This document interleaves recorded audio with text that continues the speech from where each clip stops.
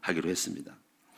오늘 전 여러분에게 무엇을 말씀드리겠냐면은, 오늘 바로 복음의 개인화라는 제목이에요. 복음의 개인화. 오늘 여러분이 반드시 우리가 어떤 목표를 가져야 되냐면은 바로 복음의 개인화가 되는 목표를 가지셔야 돼요. 그리고 교육자들과 우리 성도들과 우리 사역자들, 기관장들은 성도들을 향해서 어떤 목표를 가지냐면은 바로 복음의 개인화에 대한 목표를 가져야 한다는 것입니다. 이것이 무엇인지를 여러분이 이제 잘 아셔야 되는데, 복음의 개인화가 뭘까요? 복음의 개인화는 누구의 영향도 없이, 누구의 간섭도 없이 홀로 설 줄 아는 사람이 바로 복음의 개인화가 되는 것입니다. 혼자 뜻을 세우고, 혼자 영적 싸움에 승리하고, 혼자 응답받고, 혼자서 완전하게 서는 사람, 이 사람이 바로 복음의 개인화. 이것을 여러분이 목표로 삼으셔야 됩니다. 그래서 이제 만약에 이 복음의 개인화를 시킬 줄 알면은 기관이나 교회가 부흥을 해요. 크게 부흥합니다.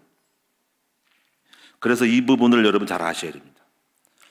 여러분이 이제 신천지 있죠. 우리가 신천지를 보면 어떤가요? 굉장히 그 사람들이 이렇게 뭔가 자기들만의 뭔가 견고함이 있죠. 그렇죠? 자기들만의 확신이 있단 말이에요. 그렇게 만들어서, 예? 자기들만의 확신을 가지고 기성교인들은 다 틀렸다. 우리 신천지를 다녀야만이 천국 간다. 그렇게 말해요. 교회는 사꾼이다. 그거는 붉은 어떤 세상에 빠졌다. 타락했다. 목사들은 사꾼이다. 이렇게 말해요. 여기가 진리가 있다. 이렇게 말해요. 그리고 이제 계시록을 말해주면서, 봐라, 이 계시록을 우리가 알고 있지 않냐? 남들은 못 가르친다. 우리 교회 와야, 신천지 와야 배운다 하면서 또 잘 안 가르치는 것을 가르치면서 이렇게 뭘 하냐면은 신천지에 와야만이 구원받는다. 이렇게 만들어내요. 그것이 거짓일지라도 일단은 그렇게 들어가면은 그렇게 만들어내. 그게 바로 뭐냐면은 신천지의 개인화예요, 그게. 그러면 중요한 건 뭐냐면은 그 개인화를 알고 있는 사람이 있었다는 거예요, 누군가가. 리더들은요, 개인화에 대한 원리를 모르면은요, 잘 못하는 거예요, 사람. 개인화를 알고 있는 사람들은 철저하게 개인화 시켜버립니다. 여러분, 이 절에 들어가잖아요. 이 절도 보면 막 스님이 막 그냥 확신 있고, 불교가 다 따라가잖아요. 우리가 템플 스테이 아시죠? 어린 아이로부터 해서 전부 절에 들어가요. 머리 깎고 절 체험하는 거야. 가서 뭐 하겠어요? 가서 뭐 하겠습니까? 그냥 뭐 재미난 거 무슨 얘기 듣고 그런 게 아니라 완전히 거기서 완전히 절에 빠지게 만드는 거야. 절에서 은혜를 받는 거야. 머리 깎고 그 자체부터 벌써 여러분이 개인화 시키는 거예요. 검소하게 먹고 아침 일찍 일어나고 공양하고 다르게 하는 거야. 음식도 안 남기게 만들고 전부 그냥 물 부어가지고 먹고 다른 거야, 이게. 그리고 가서 부처님에 대한 거를 다 가르치는 거야. 결국은 거기 갔다 오면 이렇게 완전히 뭐가 됩니까? 완전히 불자가 되는 거예요. 그게 뭐냐면은 바로 불교의 개인화예요, 개인화. 여러분, 개인화가 안 되면은 빠져나가거든. 이걸 여러분 알아야 된단 말이지. 여러분, 공산당도 마찬가지예요. 공산주의에 빠지게 만들어요. 왜 공산주의를 해야 되냐? 왜 공동으로 생산해야 되고, 그래서 지금 이 땅의 이 자본주의는 틀렸다. 빈부격차가 심하다. 왜 인권이 말살되냐? 가난자가 왜 약하게 사냐? 똑같이 나눠 가야 된다. 그래서 이게 그러면서 공산주의 이론을 가르치면서 공산주의화가 되는 거예요. 그게 바로 뭐냐면 공산주의의 개인화예요. 여러분, 이슬람 사람들 접촉해 보셨습니까? 굉장히 완고해요. 완전히 이슬람 거기 확신을 갖고 있어요. 쉽지 않아요, 그 사람 꺾기가. 좀 무너질 만도 한데 그냥 고개를 갸우뚱하고 그럴 만도 한데 철저해요. 알라밖에 없다는 거예요. 철저하게 예수는 아니라는 거야. 그런 것들이 지금 개인화에 대한 싸움이에요. 지금 현장에는 개인화의 싸움이에요. 여러분 이제 교회도 여러분 이제 사도행전 11장 26절에 보니까는 교회가 안디옥에서 비로소 그리스도인이라고 불렀더라 하는 말은 뭐냐면 바로 거기서 비로소 바로 복음의 개인화, 그리스도화가 됐다는 것을 알아야 돼요. 여러분 이제 교회가 부흥이 안 되는 교회는 이 복음의 개인화를 못 시켜주는 거예요. 그러면 그 성도는 왔다 갔다 해요. 확신이 없어요. 복음의 개인화뿐 아니라 교회의 개인화를 딱 시켜야 돼요. 그래야지 거기에 대한 확정을 가지고 정착을 하는 거예요. 여러분이 만약에 청년부나 중등부, 고등부에서 목장에서 우리 사역자가 한 명 한 명을 갖다가 여러 명 많이 몰려가지 말고 한 사람 한 사람을 확실하게 개인화를 시켜버리면 그 사람이 다른 사람을 전도하고 다른 사람을 모셔오고 전도를 시키는 거예요. 그래서 교회가 붕괴되는 거예요. 여러분 이 복음의 개인화가 얼마나 중요한지를 잘 아셔야 됩니다. 이것을 시키는 거에 따라서 교회가 되냐 안 되냐가 있는 거예요. 우리 큰나무교회가 여러분 전부 다가 복음의 개인화가 된다면은 대부흥이 일어나지만 한 명 한 명이 쭉정이 가라지 여러분이 알곡이 아니야. 전부 힘을 통해 시험 들고 확신이 없고 열매도 없고 흔들리면은 바람 불면 다 넘어가는 거예요. 큰나무교회 그동안 성장해 온 이유가 뭐냐면은 한 사람 한 사람이 복음의 개인화가 됐기 때문에 그 개인화를 통해서 된 사람을 통해서 사역이 이루어지고 있는 것을 아셔야 돼요. 그러니까 이거를 여러분이 꼭 아시고 여러분이 이제 복음의 개인화를 시킬 줄 아는 이것을 알고 시킬 줄 아는 사역자가 되어야 한다는 거죠. 여러분이 많은 사람이 모이는데 그냥 무조건 사역을 하는데 이거를 개인화를 못 시킨 사람들은 오늘날 다 떨어져 나가. 이걸 여러분 잘 아셔야 됩니다. 한 사람 한 사람을 디테일하게 개인화 시킬 줄 아는 사람이 되라. 이 내용을 알고 있어야지 딱 됩니다. 이런 사람만 몇 명만 있으면요 교회가 부흥이 됩니다. 기간도 몇 명만 있으면요 개인화만 시킬 줄 알면요 그 사람 통해 가지고 확실히 붙어버립니다. 그러면 여러분이 이제 첫 번째로 복음의 개인화라는 것은 무엇이냐면은 개인 혼자서 복음의 확신을 갖고 혼자서 하나님과 1대1로 기도하고 그리고 홀로 성령 충만을 받을 줄 알고 성령 인도를 받을 줄 아는 사람이 그리고 자신의 인생을 하나님께 온전하게 확정되고 내 인생의 모든 것들을 하나님께 맡기고 하나님의 비전 가운데의 삶을 맞춰서 정리해가지고 나간 사람이 바로 복음의 개인화예요. 이 개인화가 된 사람만이 스스로 설 줄 알고 자립을 해서 승리하는 것입니다. 우리나라의 그 한국교회가 이렇게 유례 없이 역사적으로 크게 부흥한 이유는 선교사들이 이 복음의 개인화를 추구해왔기 때문에 성공한 거예요. 이것을 우리가 흔히 아는 선교 정책이 바로 네비우스 선교 정책이라. 네비우스 선교 정책은 3자 정책이에요. 3자. 그것은 뭐냐면은 스스로 자립한다. 스스로 자치한다. 스스로 전도한다. 예? 자립, 자치, 자전 이렇게 하는 거예요. 그러니까 선교사들이 도와주진 않았어요. 알아서 스스로 교회 운영하고 알아서 자기들 당신이 헌금해가지고 건축하고 외부 도움 받지 말자. 도움 받지 말아라. 알아서 자기들이 하라. 이렇게 선교사들이 옆에서 서포트만 해준 것이지 네비우스 선교 정책은 한국교회 자체가 해라. 시골교회라도 자체적으로 움직여라. 그랬더니 거기서 힘이 생기는 거예요. 남이 도와주면 안 서요. 할 마음이 안 생겨요. 남이 도와주니까. 한국교회가 성공한 이유는 이 네비우스 선교 정책이 적중한 거예요. 바로 이것이 바로 뭐냐면 교회적인 복음의 개인화라 이 말이에요. 여러분 우리가 전체가 다 바뀌어야 되는데 전체가 바뀌려면은 한 개인이 바뀌지 않고는 전체가 바뀔 수가 없는 거예요.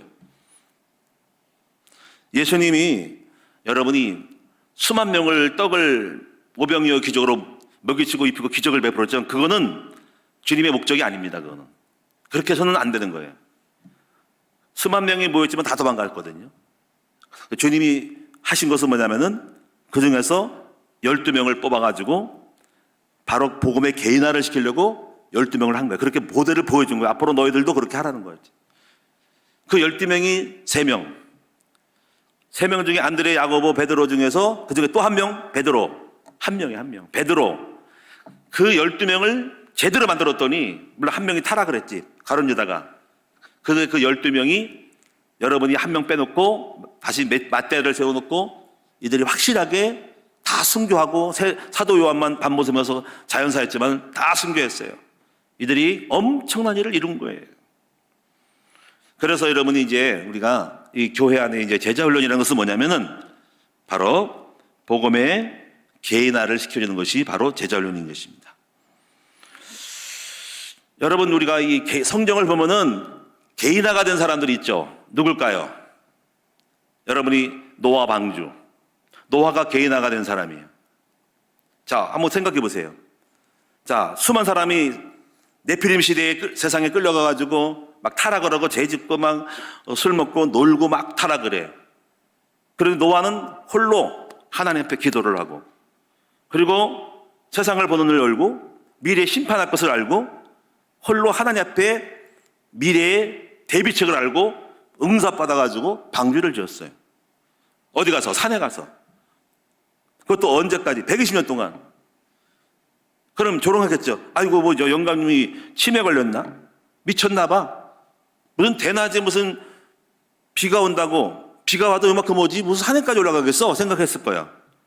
그래가지고 손가락질을 당했어도 노아는 하나님께 받은 확신이 있기 때문에 홀로 산에 가서 120년 동안 방주를 지은 거예요. 그게 바로 뭐냐면 바로 누가 뭐래도 나는 간다 이거야. 흔들림이 없다 이거야. 그게 바로 노아의 복음의 개인화라 이 말이에요. 여러분 이제 우리가 개인화를 안 시키면 어떤 일이 일어날까요? 반대로 개인화가 되면 어떤 일이 일어날까요? 자, 안 시키면 첫째로 방황을 합니다. 신앙생활에 방황을 해요. 왔다리 갔다리 하는 거죠. 근데 복음의 개인화가 되면 방황을 끝냅니다. 또 시험 들어요. 시험. 여러 가지 교회 일하다가 시험 들어요. 다 시험거리가. 왜냐하면 복음의 개인화가 안 돼서 확신이 없기 때문에 확정이 안 됐기 때문에 인간의 눈으로 전부 보는 거예요. 교회 와서 시험 들고 나가서 시험 들고 목사님께서 시험 들고 설교에 시험 들고 밥 먹다가 시험 들고 일하다가 시험 들고 주님이 일하다가 시험 들고 다 힘들어. 그런데 복음에 개인하는 사람들은 시험이 없어요.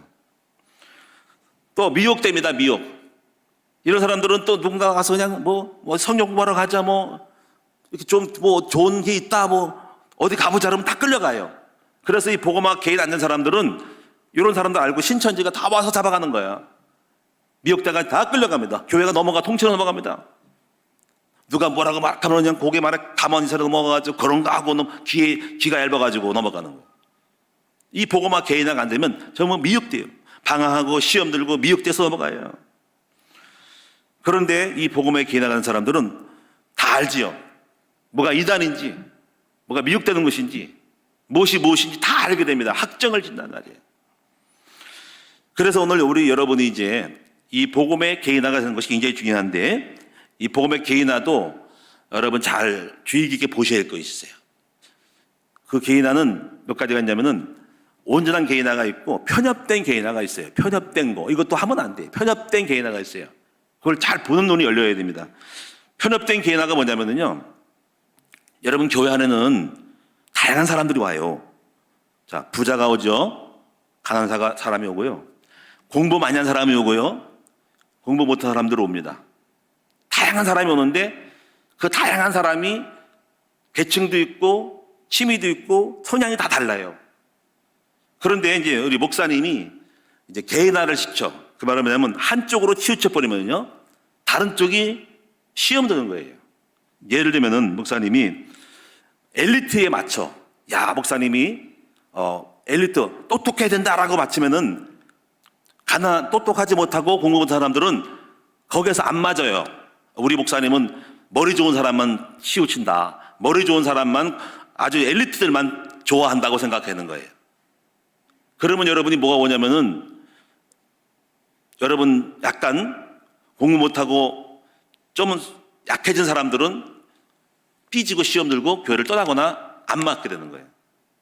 또 부자만 좋아한다. 이러면요, 목사님은 부자만 좋아하는가 봐. 돈 많은 사람 좋아한대. 그러면 이게 또 문제가 오는, 가난한 사람 문제가 오는 거예요. 또 목사님 어떤 정치적으로만 뭐가 이렇게 한다 그러면, 정치 좋아하는 사람은 야 목사님 할렐루야 정치 좋다, 목사님 그거 해야 돼. 그런 것도 있어요. 우리 교회에서 옛날에 국가에 대해서 뭐 얘기했더니 목사님이 국가에 대해서 얘기 안 한다고 삐졌어. 또 국가 얘기했더니 또 국가 얘기냐고 또 왜 하냐 그래. 상황이 다 달라. 그러면 여기도 아니고 저기도 아닌 거지. 이거를 여러분 잘 아셔야 해요. 그래서 오늘 여러분이 옛날에 이런 말이 있었어요.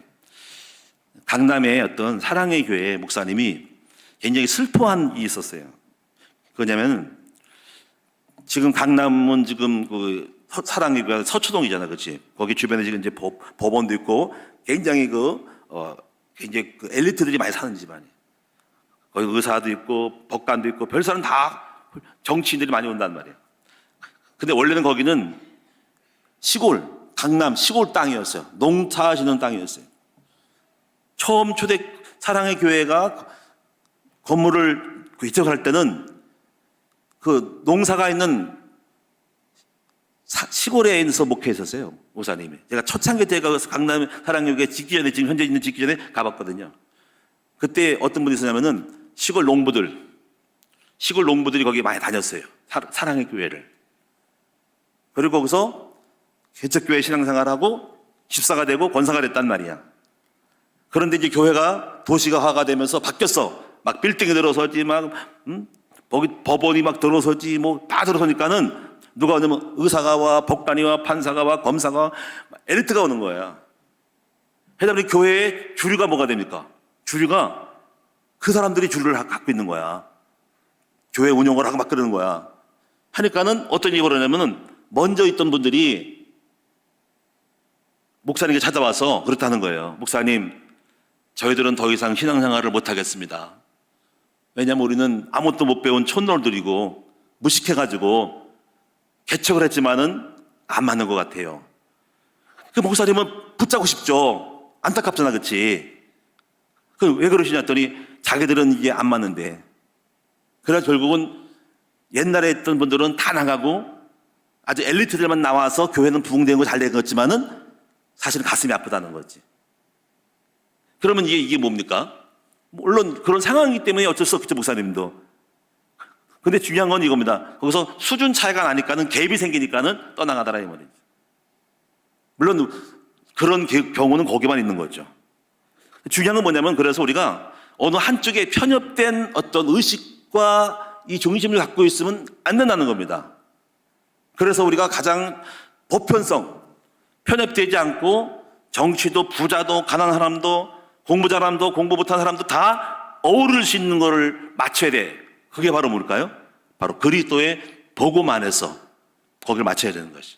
그래도 그렇게 생각하는 사람들은 교회에 떠나가잖아요. 복음만 말해도 본인들 생각에는 우리는 안 맞다고 하는 정서가 있기 때문에 나가지만 어쨌거나 그 부분을 해야 됩니다. 예를 들면 또 이거였어요. 여러분이 만약에 우리 교회가 편협된 개인화를 갖고 있다면 막 은사로 가. 막 병걸 치고 막 귀신 쫓고 막 그래. 그러면 여러분이 뭐가 오냐면 막 뜨겁게 기도하는 사람들은 막 그게 마음에 맞아. 그런데 능력이 없고 약한 사람들은 오늘날 거기서 적응이 안 되고 나가는 거예요. 또 목사님이 막 정치에 빠졌어. 막 정치하고 뭐 우리 강화문에 가서 뭐 정강원이 같이 간 데 가서 동초마가 저자 그러면 야 목사님 맞다, 맞아, 우리 대한민국 살려야 돼, 막 이런 사람이 와. 그러면 그 사람들도 와. 근데 그렇지 못한 사람들은 이거 목사님 정치 빠져가지고 설교를 하고 뭐 제자를 하고 복음을 전해야지 왜 그런 데 얘기를 하고 그런 걸 빠지냐 이거지. 왜 거기를 가냐 이거지. 그러면 또 일부는 또 안 되는 거야. 이런 것들이 뭐냐면 전부 다가 다 뭐예요? 편협된 개인화의 모습을 갖고 있다는 거야. 그래서 우리가 이것도 아니고 저것도 아니고 뭐 해야 되냐면은 공통적인 것을 해야 돼. 바로 뭡니까? 바로 그리스도의 복음만 갖고 있으면은 다 어우러지는 이것을 갖고 있어야 됩니다.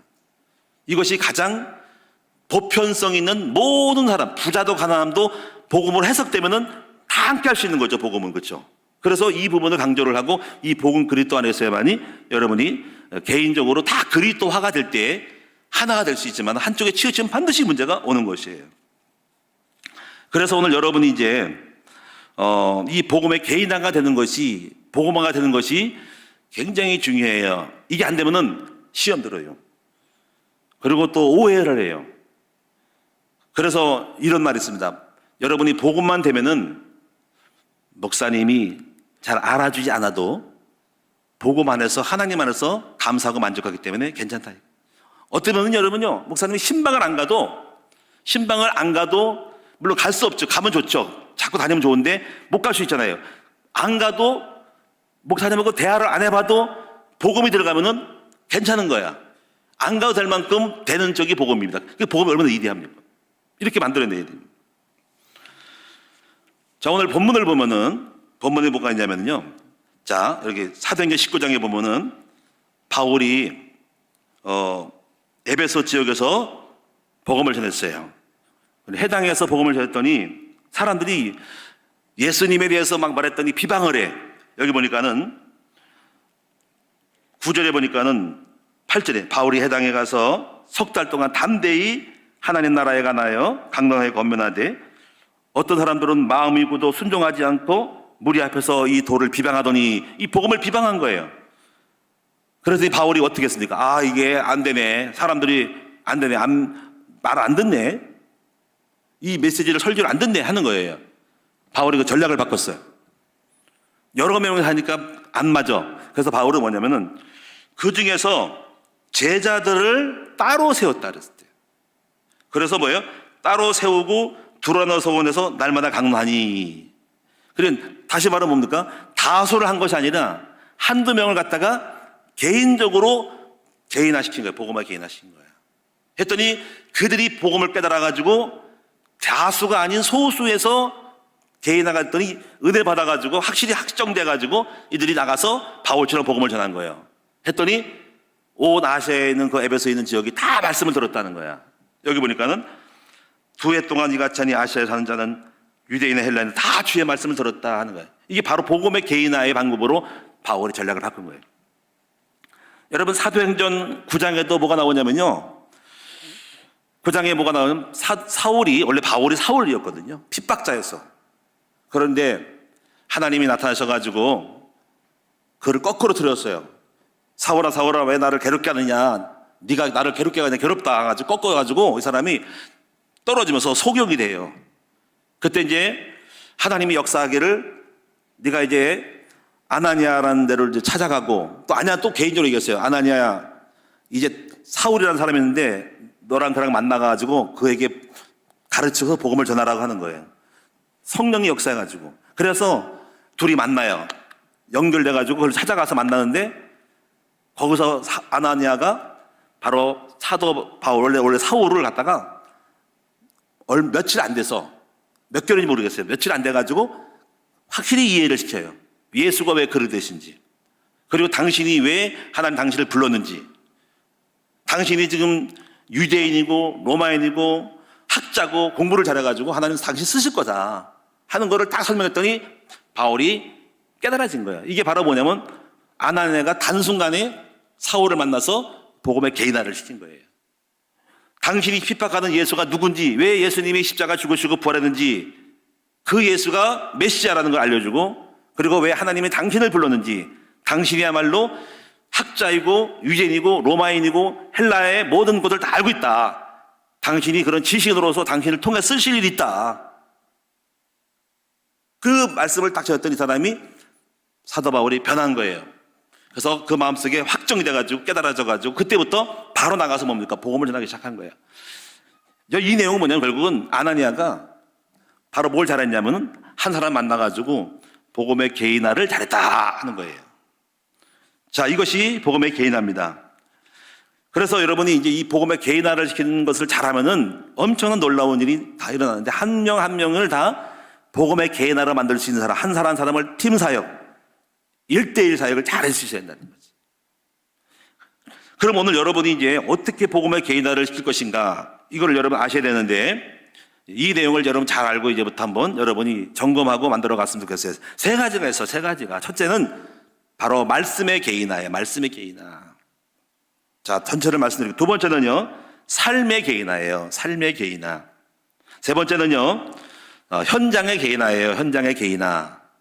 여러분, 이 세 가지를 잘 할 줄 알아야지 여러분 만난 사람들에게 그 사람을 뒤집어 놓고 완전히 바꿔놓을 수가 있는 거예요. 이걸 못하면 여러분이 말짱할 거야.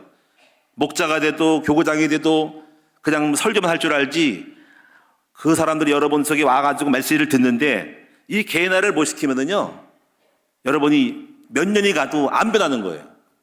근데 이 개인화를 시킬 줄 아는 사람들은 그 한 사람 사람이 확실하게 바뀌어가지고 제자가 되는 거죠.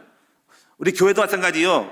한 개인을 이 개인화를 못 시키면은요, 당장 사람들이 뭐 총동원 전도주 이래가지고 뭐 100명, 500명이 막 왔어. 근데 그 개인화를 못 시키면은요, 왔다 그냥 썰물쳐 나가는 거야. 밀려왔다가 나가는 거예요. 물론 그것은 좋죠. 방법은 일단 오겠으니까 거기서 만나면 되지만은 빨리 개인화를 시킬 줄 알아야지 이걸 되는 거예요. 우리 교구장들이 개인화를 시킬 줄 모르면은 여러분이 다 놓치는 거예요. 사람만 많이 모이고 왜 안 모이는가 하는데, 그게 아니라 한 명만 와도 그 한 명을 개인화 시킬 줄 아는 사람이 돼야 하는 거지. 이거 굉장히 중요한 열쇠예요. 이걸 못하면 여러분이 한 5년간 3년 가도 왜 안 모이지? 다 그렇잖아. 근데 한 명 한 명을 갖다가 완전하게 복음에 확신을 주고 확정을 시키면은 그 사람이 나가서 현장까지 나가서 복음을 전하니까 이것이 가장 좋은 거라, 중요한 거란 말이에요. 이게 복음의 개인화가 교회와 기관의 부흥의 열쇠라. 이거를 할 줄 아는 사람이 큰일 할 수 있는 거예요. 그럼 여러분 이제 말씀의 개인화가 뭘까? 말씀의 개인화는 여러분 이제 세 가지를 잘 기억하셔야 돼. 여러분 머릿속에 기억할 수 있도록, 첫째가 뭐냐면 성령 내주, 두 번째는 성령 충만, 세 번째는 성령 역사. 이 세 가지를 개인화에 대한 방향을 잡으셔야 돼요. 여러분이 만약에 어떤 사람이 오면은 그 사람을 갖다가 먼저 성령 내주. 자, 성령 내주가 뭡니까? 자, 성령 내주는 구원의 개인화예요. 성령이 언제 임해요? 예수 영접할 때 오잖아요. 그렇죠? 그래서 여러분이 지금 이 부분을 하고 있을 거예요. 아마 창세기 1장 27절 28절 알려주고, 창세 3장 알려주고, 그리고 예수가 왜 그리스도가 되시는지에 대해서, 왜 다른 이로서는 구원 얻을 수 없나니 천하인간의 구원 얻을 만한 이름이 없다 하면서 이 부분에서 예수만이 구세주라는 것을 여러분이 설명을 해 주셔야 됩니다. 그럴 때 이 사람이 그렇다, 맞다, 예수만이 구원의 길이구나, 우리 창세기 3장 문제 해결할 뻔 예수 닥쳤구나 하고 할 때 불교인이든 율법자이든 다 예수 안에 들어오는 거예요. 그리고 바로 예수님을 영접을 시키는 거죠. 그리고 당신 안에 하나님, 예수님이 성령이 계시다. 이게 성령 내주가, 그리고 이 사람 입에서 예수밖에 없다, 예수가 구원의 유일한 길이다, 이걸 확정되게 만들어야 돼요. 이걸 확정짓는 것이 뭐냐면 바로 세례예요.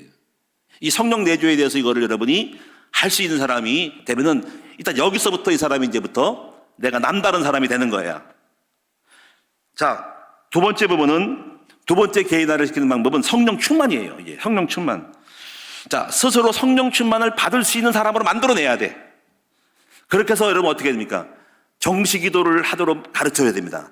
습관화시켜서 같이 끌고 다니면서 습관화될 때까지 계속 저 사역자가 데리고 다니면서 새벽 예배 나오고, 그리고 정시기도를 체크해주고 오늘 기도했냐고 물어주면서 하고, 그리고 기도 제목도 같이 나눠주고 같이 만나가지고 얘기해주면서 지금 가정에 있는 모든 문제를 10가지를 20가지를 정해가지고 같이 놓고 기도하자라고 하면서 기도를 훈련시켜야 됩니다. 새벽 기도도 같이 끌고 나오는 거, 사역자가. 근데 사역자 새벽기도 안 나와. 그리고 뭐가 되겠습니까? 성도를 위해서 끌고 나오고 하루에 3번 체크해주고 같이 기도해주고 해서 이게 정시기도를 시킬 줄 알고 홀로, 나중에 홀로 말씀을 읽고 기도하는 법을 알려주는 거예요. 큐티를 가르쳐주면서.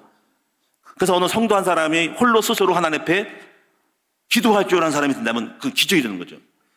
전화가, 전사님 제가요 오늘 저녁 때 제가 기도했어요. 밤에 홀로 제가 다른 방에 들어가서 기도했어요. 공원에 가서 기도했어요. 여러분 너무 잘했어요. 홀로 스스로 기도를 할 줄 아는 사람, 그래서 서로 임마누엘을 성령 충만함을 누리고 예수를 사단 결박을 하고 흑암을 쫓고 충만함을 누릴 줄 알게 만드는 사람, 이런 사람이 바로 이것이 성령 충만의 개인화예요. 개인화. 여러분, 그래서 영적인 것을 사모하게 만들어야 돼요. 사모하고 기도하게 만들고 이런 사람들은 개인화가 된 사람들입니다. 여러분, 창세기 보면 아브라함이 개인화가 됐죠. 조카랑 맨날 싸우다가 불신앙으로 애굽에 내려갔다가 고생하고 돌아와가지고 홀로 영적 생활을 갔잖아요. 마무리 상수를 뿌려서 조카랑 헤어져가지고 거기서 매일매일 기도하잖아요. 그게 바로 뭐냐면 아브라함의 성령 충만한 복음의 개인화라 이 말인 거예요. 그 다음에 세 번째는 성령의 역사에 대한 개인화를까지 가야 됩니다. 여러분, 당연하게 성령 역사 나타나겠죠. 막 꿈이 나타나게 되고 힘이 생기면서 나타나겠죠. 때로는 어떤 깊은 은혜 속에 들어가면 막 방언도 하죠. 이 방언이라는 부분은요, 개인화를 위한 굉장히 표적이에요, 표적. 그래서 순복음교회가 이 개인화를 잘한 거예요. 이걸 알아야 됩니다. 왜 방언 기도를 시키냐면은, 방언밖에 하는 건 뭐냐면은, 이건 여러분이 아무것도 아닌 것처럼 그렇지 않아요. 방언을 했다는 것은 성령이 내게서 임했다는 거고, 뭐든 끝나는 겁니다. 성령 내주, 성령 충만, 성령 역사 나타나는 거에 속에서 방언함으로써 하나님의 사람이고 영의 사람이라는 것을 확정짓는, 바로 자기 자신이 복음의 개인화에 대한 확정짓는 것이 방언인 거예요. 그래서 이걸 알고 있는 교회에서는 기도원을 만들어가지고 기도시켜가지고 방언시키는 거예요. 그 방언 취한 사람들은 막 자기 확신 갖고 기뻐가지고 막 놀래요. 그럼 더 이상 떠나지 않아요. 하나님 교회 떠나지 않습니다. 여러분이 왜 이렇게 하느냐를 아셔야 됩니다. 그리고 또 금식기도 시키고 체험시키는 거예요. 그래야만이 그 개인이 복음의 개인화를 만들 수 있다는 거예요. 이걸 알고 여러분 행하면 복이 있는 거예요.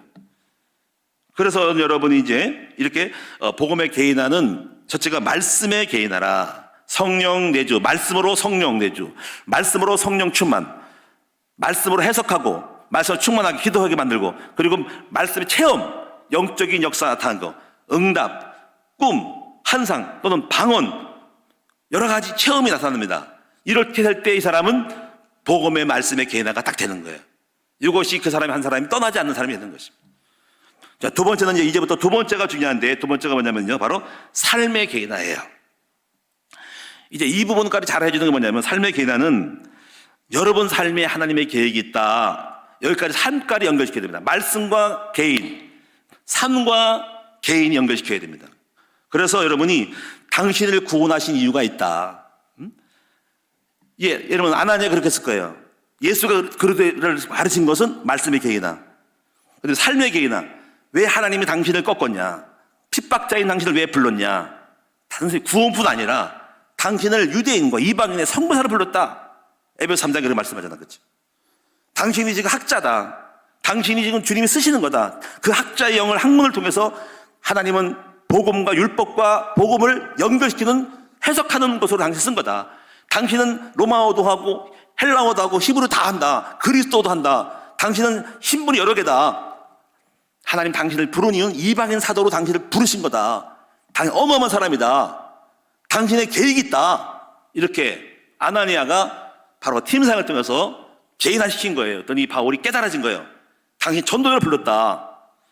그래서 여러분, 이렇게 삶과 하나님의 계획과 연결시킬 줄 아는 것이 삶의 계획. 이거를 여러분이, 우리 사역자가 다 해줘야 됩니다. 여러분이 내가 왜 이렇게 가난하게 태어났는지, 어릴 때 어디서 고생하게 태어났는지, 여기에 대해서 내가 나를 부르신 이유를 내가 깨닫는 거지. 나 같은 사람을, 나와 같은 가정을 살리라고 불렀구나 할 때 이 사람은 된 거예요. 바로 삶의 개인화가 된 거예요. 내 인생의 목적이 된 거란 말이야. 그래서 모세도 마찬가지예요. 모세도 왕자로서 하나님 왜 나를 애굽의 왕자로 입양시켰는지, 여기에서 개인화가 된 거예요. 이거를 누가 풀어줬을까요? 미리암이? 누가 풀어줬겠죠. 너는 애굽 사람이 아니야. 유대인 히브리인이야. 왜 너가 왕자가 된 줄 알아? 너 착각하지 말어. 너 거기서 반복하는 것이 아니야. 하나님이 유대인 이스라엘 민족을 구원하기 위해서 너를 먼저 보내신 거야. 그때 모세가 깨달은 거예요. 그래가지고 나가서 했지만은 때가 안 돼가지고 도망갔지만은 결국 그걸 잡은 거예요. 왕자를 벗어버린 거예요. 왕궁의 권리를 벗어버리고 사명자 쓴 거예요. 여러분 요셉 보세요. 요셉 왜 나를 노예로 팔았는지, 왜 내가 형들이 나를 노예로 팔았는지, 왜 애굽에 왔는지, 노예가 된지 여기 이유를 깨달았기 때문에 하나님이 형들이 판 것이 아니라 하나님 나를 팔았다. 이게 바로 뭡니까는 삶의 자신의 하나님 계획을 연결시키는 개인화가 된 거예요. 이게 여러분 오늘 이 룻도 마찬가지예요. 제가 묵상해 보니까 룻도 그래요. 룻도 왜 시어머니를 따라갔을까? 바로 하나님이 나를 신앙의 사람으로, 그리고 어머니를 위하여서 하나님 믿는 사람으로 그 뜻을 잡고 나간 거예요. 이것이 바로 계획을 갖고 나간 거예요. 이 계획을 잡을 때까지 삶의 계획까지 잡아주는 것이 개인화입니다. 그리고 삶의 개인화 두 번째는 뭐냐면 기도응답과 치유예요. 구체적으로 치유를 시켜준 거죠. 그래서 이제부터 하나씩 문제를 만났을 때 문제를 해석해주고 문제를 통해서 응답받게 만들어줘야 됩니다. 결국은 기도응답을 받게 만들어주는 것이죠. 이걸 체험하면 이제부터 완벽한 개인화가 들어가는 거예요. 그리고 이제 삶의 개인화 세 번째는요, 이제 날마다 하는 거 있죠. 자, 설교를 들어요. 주일 설교 듣고 수요일 듣고 금요일 들어. 그러면 이 강단 말씀과 삶과 오늘의 현실 속에서 계속 연결시키는 것까지도 강단 메시지를 잡는 법을, 적용시키는 법을 사역자가 가르쳐야 됩니다. 자, 예를 들면 이번에 우리 문능경 선생님 설교를 들었어요. 자, 이걸 넘어가지 말고 이거를 훈련시켜야 돼요. 목장 예배 때, 교구 미션업 때 해줘야 됩니다. 자, 제가 목장 예배 때 몇 가지 질문을 놓았어요. 자, 이렇게 말할 수 있죠. 여러분, 이번에 목산 설교가 문중경 선생 생애인데 설교 들었죠? 예, 들었어요. 그분 어떤 상편이었어요? 그분은 17살 시집 가가지고 아기를 못 낳았어요. 그래가지고 스스로가 비굴하게 생각하고 자책을 해가지고 다른 여자를 붙여가지고 자기는 왕따 당해가지고 홀로 다 살았어요. 자, 여러분도 우리가 외로울 수 있죠. 버림받았다고 했죠. 그때 뭐 했어요? 바로 그는 형제들의 권유를 따라 목포에 가서 예배당에 다녔어요. 그리고 전도 받아가 잤는데 거기서 하나님을 사모하고 나갔어요. 우리가 문제를 만날 때는 하나님을 사모하는 때예요. 자, 이렇게 적용시켜줘야 돼요. 메시지를 작게 만들어요. 지금 여러분이 어렵고 당할 때는 그냥 한탄하고 낙심하지 말고 주님을 붙잡으라 이거야. 그 다음 두 번째를 가르쳐요. 두 번째가 중요해요. 무조건 교회 간 것이 아니라 교회 가서 그는 왜 이렇게 영혼이 낭망해서 승해지고 비굴하면서 초라하면서 부해졌을까 하는 거죠. 바로 복음의 은혜를 받은 거예요. 자, 사람은 나를 버렸으나 우리 아버지는 나를 받으셨다. 나는 초라한 존재지만 우리 아버지 나를 죄인이 아닌 의인 만들으시고 자녀로 축복하신다. 이 은혜를 받은 거예요. 복음은 은혜다. 이걸 여러분이 받아야 된다. 그리고 또 그 다음에 보니까 이것으로 끝난 것이 아니라 이거예요.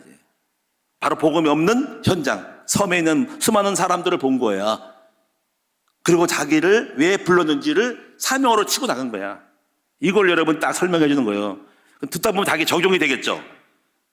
이거를 메시지를 하면서 성령이 역사하도록 이 적용 메시지를 갖고, 그래 나도 그런데 그 여자랑 다르지만 똑같진 않지만은 나도 그런데 내 인생도 그런데 내가 복음의 은혜를 받고 나의 삶을 그렇게 살아온 것은 그런 사람을 하려고 한 것이구나 라고 적용시켜주면서 메시지마다 이걸 적용해서 연결시킬 수 있도록 강단 메시지를 잡도록 만들어주는 것이 바로 뭐냐면 이게 바로 삶의 개인화예요. 강단 메시지와 연결돼서 살아가는 거. 그러면 날마다 말씀이 풍성해지고 성취되면서 응답받고 나가는 것이에요. 그 다음에 세 번째로 여러분이 개인화가 되는 것은 바로 전도 현장의 개인화까지 가야지 이것이 개인화가 되는 거예요. 이것은 여러분이 자기가 받은 은혜를 다른 사람하고 연결시킬 수 있어야 된다는 거야. 그래서 내가 지금까지 말씀으로 은혜 받고 삶의 응답 받고 인생이 바뀌었다면 여러분이 다른 사람을 만날 때 말씀만 조금만 전해줘도 그 사람이 살아납니다. 목장에서 말씀을 하면 살아나요. 그래서 여러분이 그 사람이 직업하고 연결시킬 줄 알아야 돼요. 성경에 보면은 백부장이 있잖아요. 고넬료 백부장이 100명의 군인들을 이끌어가는 그런 군인입니다. 자기의 직업을 가지고 어떻게 하냐면 바로 은혜 받은 이 복음을 갖다가 전부 불러 모은 거야. 친척들 다 오라고, 가족들 다 오라고, 그리고 군에 있는 사람을 다 오라 가지고 누굴 초청했어? 베드로를 초청해가지고 설교를 듣고 세례를 받은 거야. 했더니 하나님이 다 역사가 다 살렸잖아. 여기까지가 이것이 바로 현장까지 가는 것이 바로 개인화예요, 이게. 오늘 여러분이 이 세 가지를 잘 하실 줄 알면은 됩니다. 이 세 번째까지를 하지 못하면은 은혜는 받아서도 연결이 안 되기 때문에 현장까지 생명 살리는 개인화까지 갈 수 있도록 만들어야 돼. 그것이 바로 개인 다락방, 그리고 목장, 그리고 오늘 여러분이 주일학교에서도 이 복음의 개인화를 만들어 줄 줄 알고, 또 여러분이 또 우리가 중직자도 마찬가지고 여러분이 부목자도 마찬가지고 만난 사람에게 이 개인화를 시킬 줄 알게 될 때 그 사람이 살아나게 되고 그 현장까지 끌고 나갈 때 전도운동, 제자운동이 일어나게 되는 것이에요. 이어서 이 세 가지가 굉장히 중요하기 때문에 여러분이 오늘 이 개인이 전도의 복음의 개인화가 여러분 속에 성취됐으면 좋겠다 하는 것입니다. 자, 여러분이 한번 세 가지를 다시 한번 기억하겠습니다. 한번 따라합시다. 말씀의 개인화, 삶의 개인화, 전도의 개인화. 이 세 가지가 여러분 성취되어져서 여러분을 통해서 하나님 나라가 확장되어지는 축복이 있기를 축원을 드립니다. 기도하겠습니다. 살아계신 아버지 하나님, 은혜를 감사를 드립니다. 오늘 하나님의 백성들이 신앙생활을 하면서 설교를 들으면서 1년이고 2년이고 수년 동안 신앙생활을 하면서 나 자신이 개인화가 안 되면 남 따라가고 끌려다니고 확신이 없어서 시험 들고 미혹되고 아버지 하나님께서 방황할 때가 많이 있는데 이제부터 확정된 우리 개인화가 될 수 있도록 도와주옵소서. 말씀으로 내가 구원받았으며 말씀으로 내가 성령 충만을 받을 줄 알고 하나님 역사를 체험하면서 삶 속에서 내 인생의 목적이 무엇인지, 그리고 응답받은 것이 무엇인지 현장에서 이 복음을 증거하기까지 나갈 수 있는 하나님의 사람으로 세워진다면 그 어떤 원수도 마귀도 어떤 다른 사람들도 우리를 미혹할 수 없음을 믿습니다. 확실한 복음의 개인화로 승리하는 우리 귀한 성도들 다 되도록 만들어주세요. 그래서 날마다 승리하며 나를 통해서 생명운동, 하나님 나라가 이루어지게 하여 주옵소서. 우리 주 예수 그리스도 이름으로 기도드리옵나이다. 아멘.